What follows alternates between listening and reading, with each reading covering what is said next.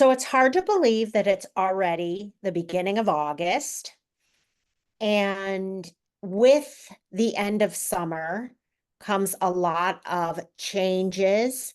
And with changes comes a lot of anxiety, especially for kids, and especially if you're going through a divorce, and especially if you have neurodiverse or special needs children. So I want to dedicate this episode to talking about seasonal change, particularly what is happening at the end of summer when camp is over, maybe taking a vacation, back to school, all of these changes that are taking place in such a short time. And I have the best guest for this. And this idea was his. My guest is Eric Feig. Eric is a divorce mediator. He's also a parenting specialist. No, Eric, co-parenting specialist. Okay, sorry.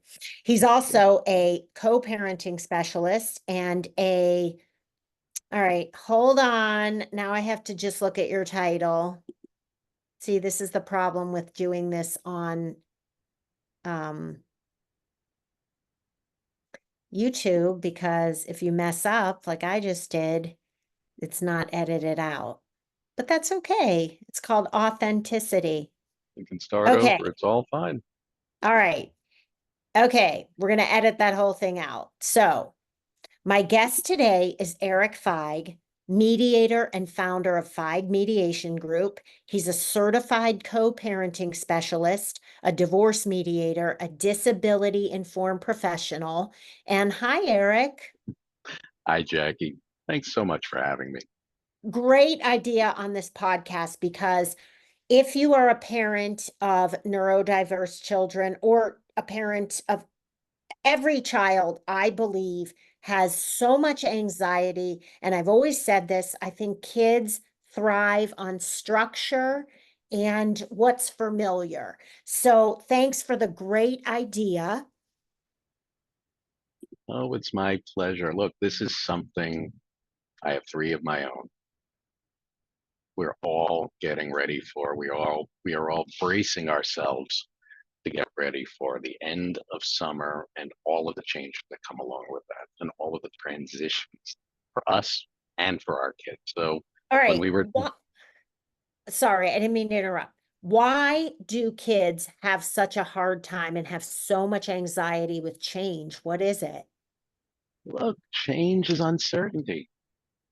It means they don't know what's coming. They thrive, especially when you have kids that have added issues, whether it's special needs, whether it's whatever it may be.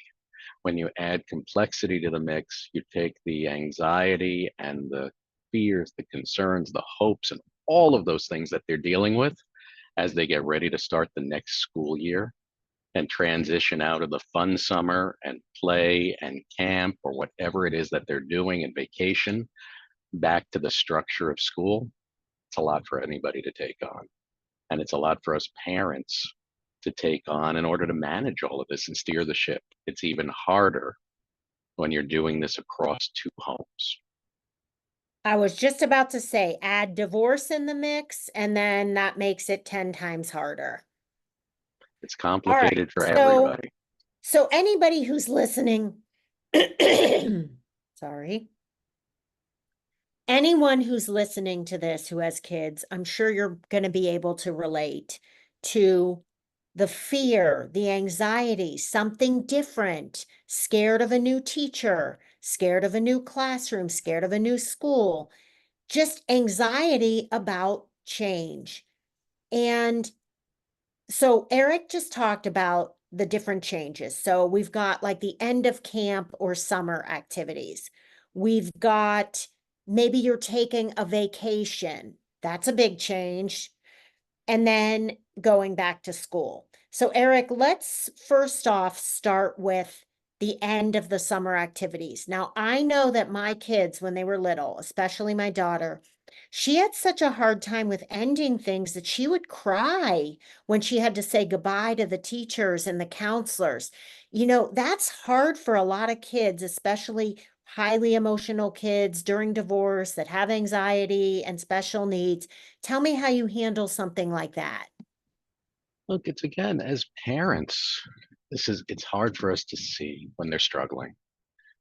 And for us, this is a transition. It's something we're managing. For them, it's a change in their routine. It's what they're doing every day. They might have been loving camp. They might have been loving being with their friends. They might have just enjoyed having a different structure, whatever it might be. Saying goodbye is hard. It's up to us, whether we're parents who are together, parents who are apart, but have to work together to co-parent. It's important that we provide them that grounding to help them make that transition. And one of the things we talked about offline that we're going to talk about, I think, here a bit more is when parents are stressed out or parents aren't in agreement with each other, on the same page with each other, the kids know it. It adds to their stress because where's their anger? Where's their grounding?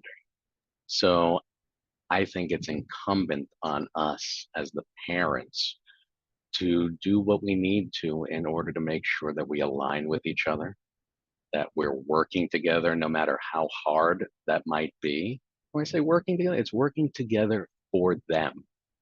It's for our kids' benefit and be able to separate out whatever's going on between the parents from what is going on with you as parents for your kids. Right. And what I was going to add to that is you're right. It makes it so much worse for a child if they see their parents are not on the same page. And if they see you're on the same page, even if you're going through a divorce, they actually thrive on that. They love it because they think, wow, it's reassurance that their lives are still going to be like other normal kids' lives whose parents are together. So, but what I was going to say about the end of something is something I used to say to my kids when they would have a hard time leaving. I would either now nowadays, these camp counselors give the kids their social media handles. They know they can stay in touch that way. That's one thing. So that's one positive about social media in a so many negatives, but that's one good thing. Secondly, maybe say something to your child like, so and so is going to be here next year when you come back. She's planning on working here again, and you're going to see her again, and she's going to go back to her college. And tell your child what the counselor's going to do, what the plans are, why this has to end. And think of how much fun you had and how much you learned from her. And let's focus on how much fun it was. And she's really going to miss you too. So, not a psychologist, but I am a mother, and I remember how heartbreaking that was. Look, I think these are all great ideas, Jackie. I would add to that as well as give them the space to feel their feelings and give them that room. There is some grieving. There is a change. There is a separation. There are things going on. I say that as a parent. I see it with my kids. It's it's something that it is important that they feel and that we as the parents allow them to feel that and then allow them to make the transition to what's next and help them to do that. That's one of those things that especially I think you see when parents are divorce when they're going through things that are hard themselves. It's hard to make space. And it's hard to sometimes, despite the best intentions, keep that front and center in the moment because it is hard to watch our kids when they're hurting. You're listening to the Divorced Girl Smiling podcast. My name is Jackie Pilosoff, and I'm your host.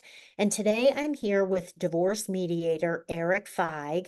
Eric and I are talking about seasonal change, anxiety, and your kids. We're going to take a short break. When we come back, we're going to get into vacation tips, tips for back to school, and tips for divorcing parents to help your kids with stress, anxiety, and fear of change. We'll be right back.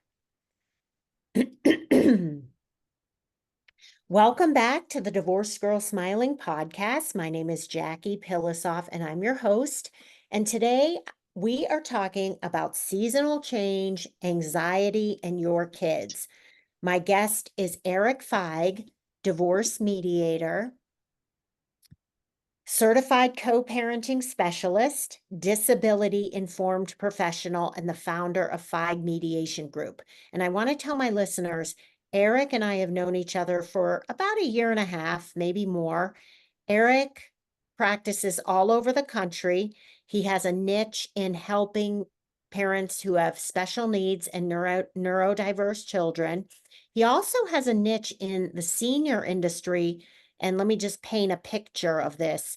You have aging parents and the siblings are trying to figure out what to do with parents, where they're going to live. And a lot of conflict happens in those situations. And Eric is really, really wonderful at that as well.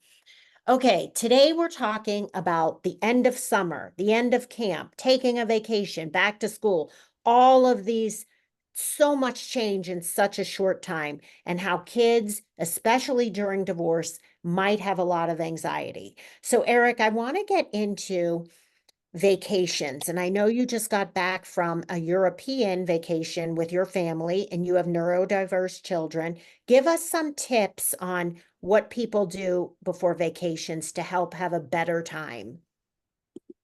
So much of it comes down to communication and planning. And that doesn't mean over planning, it doesn't mean over structuring. What it means as parents, we need to communicate with each other as co-parents. And I see this in mediation all the time. It means communicating early and often about what you're doing, what your plans are, what it will look like, and then also communicating with the kids so that they know. We were just talking, Jackie, about the anxiety that kids feel with uncertainty, with change, with transitions. Well, taking a trip is another transition. The change is another change to all routines. You're going places usually where you're familiar. You're going to be staying in places that the kids don't know. It's all new. All of that comes together. And again, some of the best gifts you can give to the kids is having the comfort of knowing that their parents are aligning with each other. So when you make a plan, you both share it with each other is so important. Make sure that what you're doing, if you're both making plans, for instance, make sure that it's not beyond what the kids can handle. Remember, if you're having separate trips, let's say you're co-parenting and you're doing two trips with the kids, make sure that two trips is something that they can do and that won't overwhelm them, and have those conversations. Have It's them before. really, it's really hard to do, and it's very hard, but really you have to be very selfless and try to put the kids, you know, as top priority. Now, Eric, if you're telling me that you have to be open and explain the trip, does it help to show the kids pictures of where you're going and saying, look, we're going on this plane, here's our reservation? Like, I know this would help if when my daughter was younger. If I showed her the outline and said, and then we're going to go here, show her a map and say, look, here's the hotel we're staying at. Is that what you're talking about? Like, really helping them have an understanding so they're not having to visualize it, and that helps reduce anxiety. You know, you raise a great point. And what I like to say with families that I work with is the parents are the experts. They know their kids. All kids are going to be different. Some kids, giving them all the details is going to be, that might be too much for them because it might spin them up thinking about it or getting them anxious. Sometimes showing pictures could be a great thing. Visuals, let them learn a little bit about it. Give them some history, give them some context, talk about the fun things you'll be doing. Every family is going to find their own balance point for that. But the point is to be open with them as much as you can and let them know and let them feel that their parents are working in alignment with each other, that they're not working at odds with each other. Now, Eric, do you ever have mediation sessions with people who are going through a divorce, not just about the divorce, But let's say, so I want to tell my listeners, this is a perfect scenario of going to Eric for your divorce. Not only are you getting the benefit that he's going to mediate your divorce for you and help you guys figure out the settlement. That's only one part of mediation in my mind. There's so much other stuff that you can benefit by working with someone like Eric, because he can sit down with you at your next session. Okay, yeah, you're going to talk about your divorce, but let's talk about this upcoming vacation. Let's talk about making sure that, the two vacations for the kids, 1 week and then 2 days home, and then again another week with dad, 1 week with mom, 2 days home, 1 week with dad. Is that too much? Let's talk about how we might be able to compromise. Maybe one parent can hold off the vacation and go for Thanksgiving or whatever. So that's why I love you as a mediator, because you get into these things. I want to tell my listeners there's a lot of different kinds of mediators in divorce. They all have their own niche. Some mediators are really good with finances. If you don't have kids, that's the kind of mediator you probably want. If there's high asset, family business, stuff like that.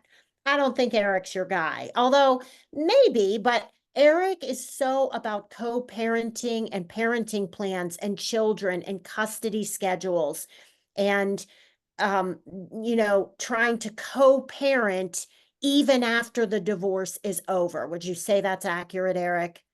I think that's a great description. Look, we all get stuck. We're all going to have times where we have different ideas of the way things should be.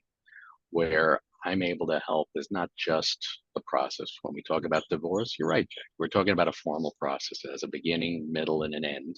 And at the end, when the gavel comes down, so to speak, that's where you're going to be. What I do is I take a broader view, and it's about the family, it's about parenting, it's about keeping the kids front and center, because we're not always going to agree. That's inevitable. That's real life.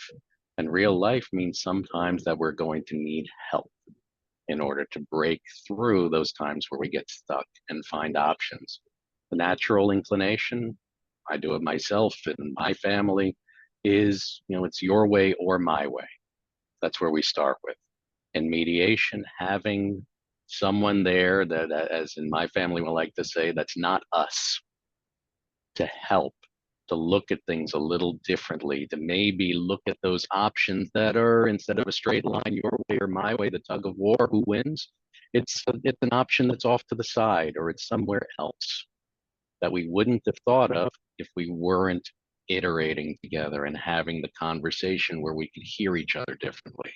I think that is so important. And I think it can make all the difference. So, what we're talking about here sometimes are those times where maybe we have those different ideas. Like you said, 2 trips. Is 2 trips too much? That could very easily devolve into a conversation of, well, do I win or do you win? And you know what always bugged me when I would hear people have two birthday parties for a kid because the mom and dad couldn't go to the birthday parties together because they hated each other so much that they had to have two birthday parties. So I had friends of my kids who every year would have two birthday parties, and I was really disgusted by it. And I understand the anger of the parents. I understand all the things that might have happened that would make them really not want to be in the same room with each other. But you know what? You gotta try to suck it up, because those kids now are growing up thinking my parents hated each other so much that I had to have two birthday parties every year. Come on. We can What do are better than that. what are the memories we want our kids to have? They're not going to necessarily remember all the details of who did what, when, 5 years ago, 6 years ago. What they're going to remember was, how did it feel? How did it feel? What was it like? Right? When someone asked them later on, what was it like? What do you want them to answer? And then the next question is, how can you get there? How can you get the support? And this is an issue I think that a lot of us have, is that reluctance to ask for help and to put a judgment on it if you are asking for help. I think it's a sign of strength. It's a sign of really putting in front what you need to when you get the help that you need. When I say help, support. Might be an Right, expert, might be someone to walk with you, might be a guide, whatever you want to call it. But right. having the supports that you need for them Mhm. is a A sign of third strength. party neutral. You're not on one person's side. You're there to help them communicate and co-parent long after, like you said, the gavel is slammed. Because you have the rest of your life to raise these kids together. And for people who are listening, thinking, well, when my kids turn 18, I won't have anything to do with them. Wrong. You'll have something to do with them when they turn 50, if you're lucky enough to still be alive. You'll be dealing with your ex their whole lives, weddings, grandchildren. And this is all wonderful stuff. But there is never a time when you really don't have to have contact with your ex if you have kids, in my opinion. What do holidays look like when your kids are older, when they're out of the house? Do you want them to hesitate about who they're going to be inviting for the holidays? Right. And Do I you think want, what I want to tell my listeners, the point Eric's trying to make is that if you set up healthy co-parenting skills now, those decisions won't be hard in the future because you're setting the precedent for how your relationship is going to be from moving forward after the divorce. And you're learning those skills now with Eric or a mediator. it starts with a foundation, right? It's like you're building a house, except in this case, the house keeps expanding. But Mhm. if you build that strong foundation where you can find ways, especially when it's hard, to cooperate, the needs of a 5-year-old is different than the needs of a 10-year-old, is different than the needs of a 15-year-old, a 25, a 30, a 40-year-old when you're parenting. So the parenting plan we make today, we do the best we can. We do, in my opinion, it's a healthy thing to revisit it, to look at it again as things evolve. And that's especially true when you have children with complicated needs. Their Right. needs are going to change. Okay, let's get into back to school. Hmm. So you have some tips for parents. So let's see, schools starts anywhere from the third week of August. Some schools start after Labor Day. What can parents do to prepare if they have kids with high anxiety, special needs, fear of change? What are some tips? Look, I can predict that many who have kids that have these issues are already thinking of this already. What are things to do? Make your plans as best you can, but also create a runway for them. Make the transition as soft as possible. Get them familiar with what the new routines are going to be, just like we talked about with the vacations. Involve them in the planning. Talk to them about how it will work and then practice. Start when waking up, for instance. Start waking up routines earlier. Do it before they need to be Like a waking week up. before, set your alarms and say, this is what time you're going to be getting up every day. You're going to be having an alarm, but also make it like a positive, fun thing. Say, this Yeah, is great. This is going to be so nice. It's just a change. We're moving on. We're growing up. Another school year is beginning. make it something they can look forward to. Where does anxiety come from? It's that uncertainty. What's it going to be like? Maybe take them to the school, do some dry runs, talk to your ex if you're co-parenting. Make sure that you're both involved. If you're both going to be involved in school routines, make sure you both know what they are and that you develop them in a way that'll work for everybody. So again, it's communicate early, often, make decisions early, predict things as best you can, and then when you need to adjust, find ways to have those conversations you need to so that you can adjust together. Again, I'm going to say for them, for All your right. Now, kids. Eric, what do you have to say? Tell me if you agree with this. Hmm. If I had to give the biggest tip, the most valuable tip, tell me if you agree with this. What kids need the most? Like I know with my kids, they'll say, Dad said that we have to do this and that this is so. I could go one way and say, no, he's crazy. Or I could say, if that's what your dad said, then that's what you need to do. And I think that for divorced parents, it's very easy because they don't like their ex. So they want to say, like, ah, he's an idiot. Don't listen to him. But if you show your kids you're on the same page, Like, you need to, if that's what dad said, that's what you need to do.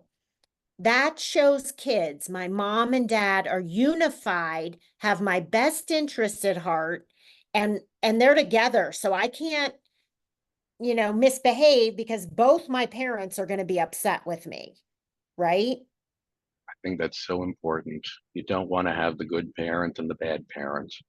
You don't want to, and kids are experts at this. I'm not saying this as anything that would be shocking, I think, to any parents. They know how to triangulate us. They know how to do that. But that's Well, it happens with married couples and divorce. Well, mom said I could absolutely have this. Well, I said you can't. Well, then I'm going to go to mom's because it's easier over there. And kids do that. They do it in marriage and divorce.